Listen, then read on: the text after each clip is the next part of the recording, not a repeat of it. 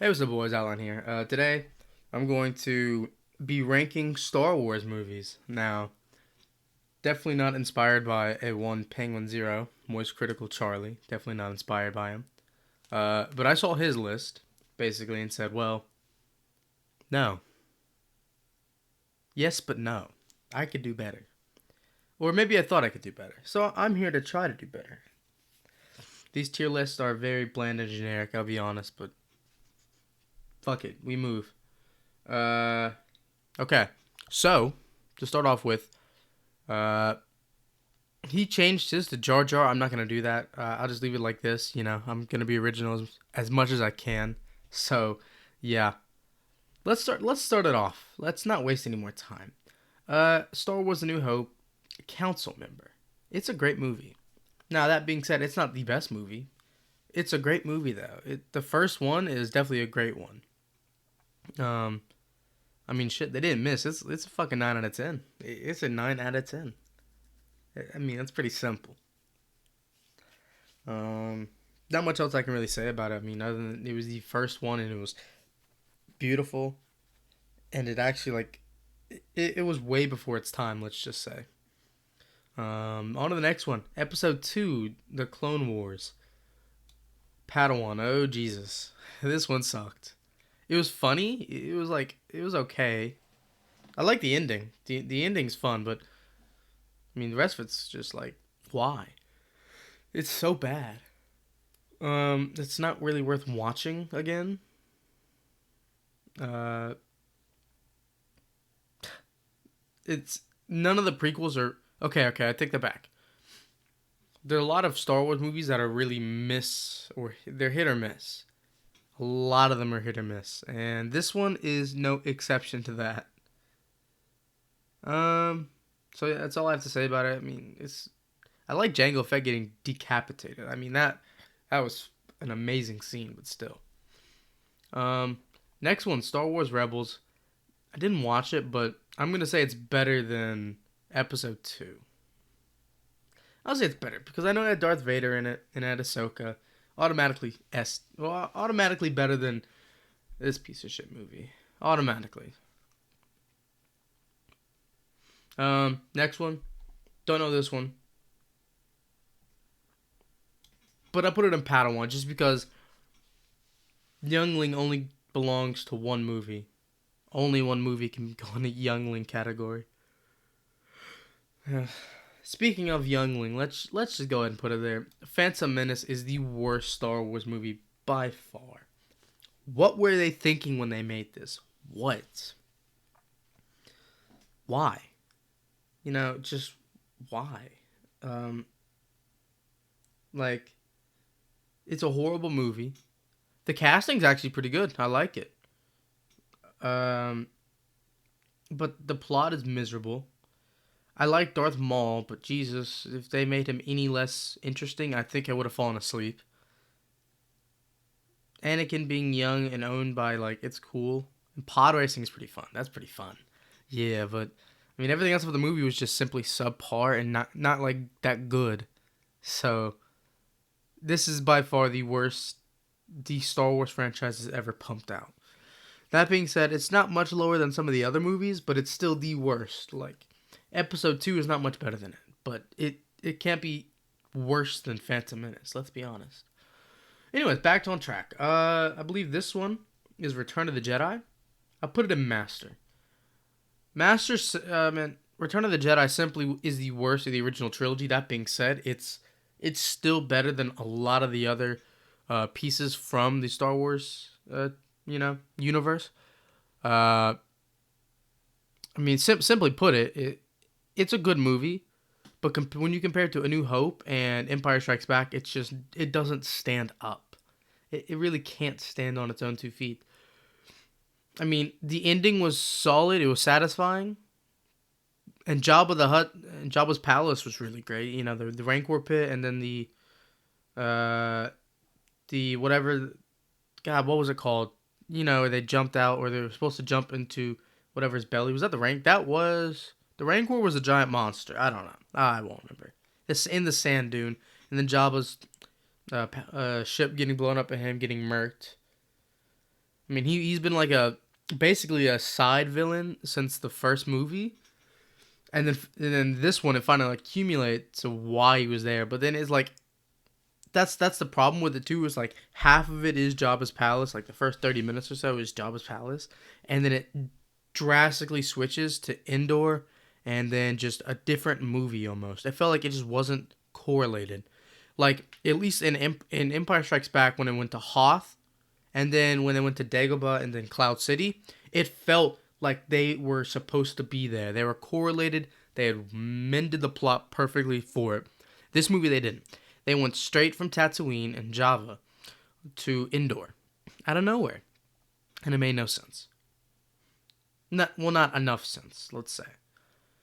Next movie is the first Grandmaster. It is, of course, Revenge of the Sith. This is a great movie, actually. I'm a little surprised too because none of the prequels were overly great, but this one was paced well. This one was shot well. It felt like a good movie, and it has a lot of rewatch value. That's why I think honestly it's better than A New Hope, but I don't know if the rewatch value was not there, it would not be where it is. But it has such great rewatch value because of the fighting, the action, and whatnot that happens in the movie that I think it does, it does have to get itself at the spot of Grandmaster. I mean, of course, we all know why, but Obi-Wan and Anakin fighting was top tier. Come on, we know that. We know why. But obviously, this is an S tier. It's the second best Star Wars has to offer. It really is, and it is shocking that this movie, The Revenge of the Sith, came after these two. And that's really a testament to how stupid George Lucas is. How do you make two of the worst movies in your franchise and then bounce back and make arguably one of the best movies? How do you do that? How do you? I'm not a film director, not an acclaimed film director, so I couldn't tell you. George Lucas is a wacko. And Disney's not much better because we're getting to the first Disney movie. Rogue One's actually pretty good. I'll be honest. Rogue One was my favorite second favorite of all the Disney movies for Star Wars. Movies, not animated pictures. That being said, I would put it ninth. Only reasons because I can't put Rogue One in the same tier as Return of the Jedi. I can't. Wholeheartedly. I love the ending. I actually like it when they fight and everyone dies. I wasn't expecting it. I really didn't know what to think of it. It was a great ending. But outside of the ending in the last maybe 40, 50 minutes of the movie, it felt so slow. The first hour just felt really slow. And obviously there was a lot of build up. There was a lot of, scenes that had to be there, and I understand it, but they could have done it better. They could have introduced it better. They could have mapped it out better. It didn't have to be as boring and slow as it was. That was the biggest flaws. That's why it can't be any higher, because the first half was just really boring. Next movie is my actual favorite from the Disney Star Wars collection of movies. Solo. I didn't think Solo was a bad movie. I actually think it set up pretty well. The ending was very weird and cheese, but I do think it set up pretty well. I like the actors. Great casting choice for all of them. For Han, for Lando, Chewbacca was the same, but great acting choice. Not Han. Lando being Childish Gambino definitely helped. Or Donald Glover. I call him his rap name, but Donald Glover was, the perfect casting choice. That's where the movie makes its mark. It was Donald Glover at Lando. I will say that. But anyways, it was a great movie. It really was never slow. It told a great story of Han and why he is like he is, and why, when you see him in A New Hope and Revenge of the Empire, whatever the fuck it is. Oh, yeah, The Empire Strikes Back, my bad. Jesus Christ. Anyways, that's why you see him, he acts like a merchant, like someone who doesn't care about people, because, this movie, he was betrayed and, backstabbed many a time and whatnot. I thought it was a great movie. I thought the Kessel Run was also, it looked very good. And obviously, maybe not as good as it could have, but it looked pretty good. Sorry for yawning. I'm kind of tired. It's 10 in the morning. I'm recording this I hate it. Anyways, we'll get to this. The Clone Wars movie. I would say it's better than Solo. This Star Wars, the Clone Wars movie, it was pretty good. I think this was the first piece from the Clone Wars. I'd say it introduced it fairly well. I mean, it's nothing great. Obviously, if I had to pick the Clone Wars movie or the original three or Revenge of the Sith, it's obviously going to be the actual movies. But at the same time, it's not a bad movie. It wasn't bad at all. I enjoyed watching it when I was younger. It's pretty good. But I mean, that's personal preference. I don't remember many people seeing the movie and being like, yeah, this is really like, this is it. But I thought it was alright, you know. On to the next one is Star Wars The Clone Wars. Let's be honest, we saw this. S tier. The best, the second best piece of Star Wars, you know, television and movie and entertainment, really. Entertainment at the end of the day, ever made. The Clone Wars was great. And the seventh season was pretty good too, you know? So, yeah. There's no justification needed for Grandmaster for Star Wars. It's not. I mean, it's Star Wars: The Clone Wars. If you didn't watch it, you missed out. You did. Go watch it on Disney Plus. You missed out, buddy. It's great. It's going to be great. It has been and always will be. Next one. This is the best the Star Wars franchise has to offer right here. Empire Strikes Back. The cover art on it, beautiful. Absolutely stellar and beautiful. I mean, how did you go from this back to this? This looks beautiful and captivating. I mean, this just looks like bland and generic, you know? But Empire Strikes Back was a masterpiece of a movie. I mean, it's still my favorite, to be honest. I'd rather watch it than anything else. Honestly, it's in my top 5 movies ever. It's that good. I mean, the plot as well, there never feels like a dull moment. It always feels intriguing. It always feels like, well, this is important to the plot, and you have to understand, and you have to watch. And it's like, damn, I can't take a break, but I don't want to, because the effects are amazing. And obviously, I know, I watched the retouching, the '04 edition, when they re-released it with the updated effects. I watched that a lot, but the effects are amazing. Even in the original, I've watched it. The story is great. The premise of the movie is pretty good. It doesn't feel forced until, well, actually, it doesn't feel forced at all. That's the best thing about it. It really doesn't feel that forced. Like, you start off at Hoth, and I actually think that was a very good dynamic, a change. Like, one of their bases. They're showing the universe. Outside of Endor, outside of the Death Star, they're showing the universe. So I think Hoth was a good one. Then after Hoth, after the AT-ATs, which, let me be honest, they're sexy. I can be honest.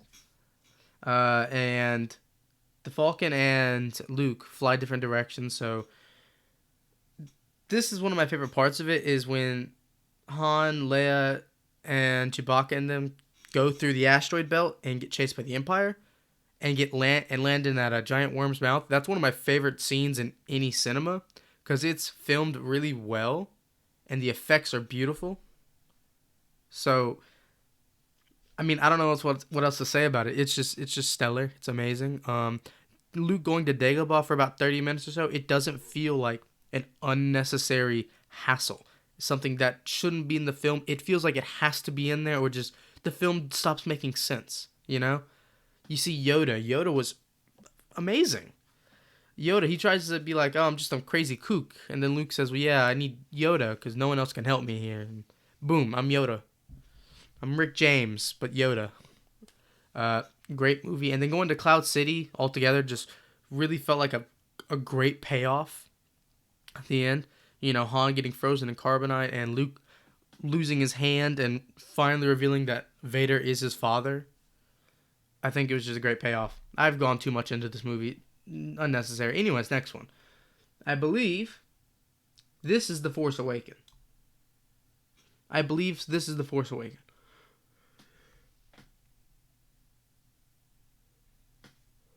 Yep, this is... Okay, so after... I'm going to say The Force Awakens was... not horrible. You know, all honesty, I don't think it was terrible. I'll go back and watch it and be like, yeah, okay, this is solid. This is something I watched. I especially liked it because they had Harrison Ford reprise the role of Han. I really liked that. Um, it was really great having Luke at the very end of the movie. I thought that was spectacular.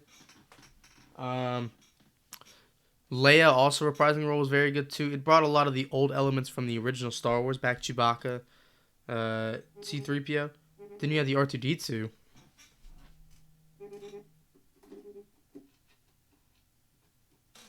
Jesus Christ, someone just called me. Anyways, you had R2-D2 being shut off until the very end where he finally decided to be like, oh, well, damn. I know where Luke is. Let me at him. But it was just a good movie. It wasn't great, but it wasn't horrible. Knight's a fair ranking. Next one. Okay, actually, I'll put it there.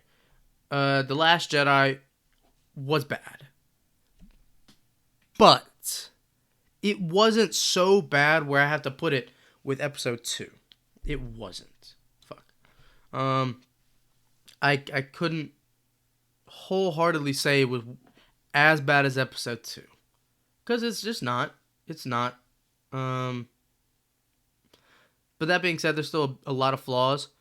They make Luke seem to be like a misguided Jedi. Like, he was just lost the way of the Force, kinda. I mean, like, dog, you are Luke Skywalker. You can apparently create and destroy black holes with the Force, and you're scared of some kid trying to attack you? Really? Also, if you don't believe the black hole thing, look it up. Apparently he can.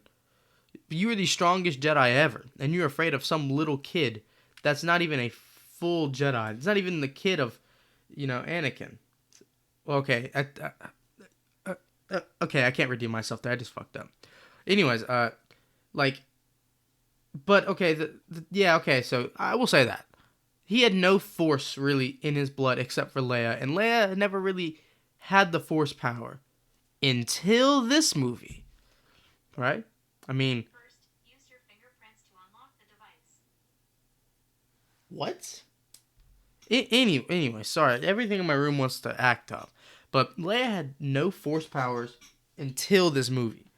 I thought it was very stupid that she got him. This movie, rest Carrie Fisher's soul. Rest in peace. Because, tragic, but still. They fucked your character, dog. They fucked you up. Not much else to say. I'll do this one first for The Mandalorian. The Rise of Skywalker. Absolute dog water. Horrible movie. Honestly, I regret watching it the first time. The second time was almost as bad, if not worse. The plot makes no sense. Everyone was supposed to die in the movie, which actually would have made it better. It would have made it a lot better. But introducing the Emperor back into it was like, what? Well, you had this. What was the point of the last guy then? What is it? The Force fucking priest, whatever that guy was. I forgot his name. Snoke. What's the point of Snoke if the Palpatine was just gonna what? And then all of a sudden Palpatine gets resurrected, and boom, you have millions of ships and millions of troops just waiting there with Palpatine. I'm like, that's what? That makes no sense. It's so dumb. It's like, well, then Rey's like, oh, you're not a Skywalker. You never found your parents because you are my daughter. Somehow, that makes sense, even though I should have been dead long. Wait, is Rey Palpatine's daughter? I don't know. I never really figured that out. I never really cared enough to figure it out. If not, just tell me. But whoever's daughter she is, apparently she's strong enough to be this good with the Force, so she has to be someone's daughter. Just not a good movie. Convoluted plot. It wasn't fun. It was horrible. Next, we'll go to Mandalorian. I will say, wholeheartedly, this is a master tier. Mandalorian was solid. I didn't like it. Okay, not that I didn't like it. So much filler. Let's just say, if there was just less filler, it would have been better. And if season 2 didn't pretty much have him just masked or unhelmeted half the time at the very end, it would have been better too. Boba Fett doesn't take off his helmet. He doesn't. So why the hell did the Mandalorian take it off? And I get he took it off to be identified. But like, outside of that, why? Just why? It makes no sense. But The Mandalorian is still a solid show. The second best Star Wars show, and the second best they have to offer. But for a live action Star Wars show, they did some remarkable. So that's all I have to say. It's just good. It's a master, but it's not. It's not gonna top anything and be special like that. You know, that's my opinion at least. This is my tier list, and this is unbiased. This is completely fair. I can't believe I just said this is unbiased. It was my complete subjective opinion. But anyways, this is the list. You make your own list if you want. This is my list. If you enjoyed the video and you haven't yet, hit that subscribe button, leave a like down below, and I'll see all you guys in the next one. Peace out.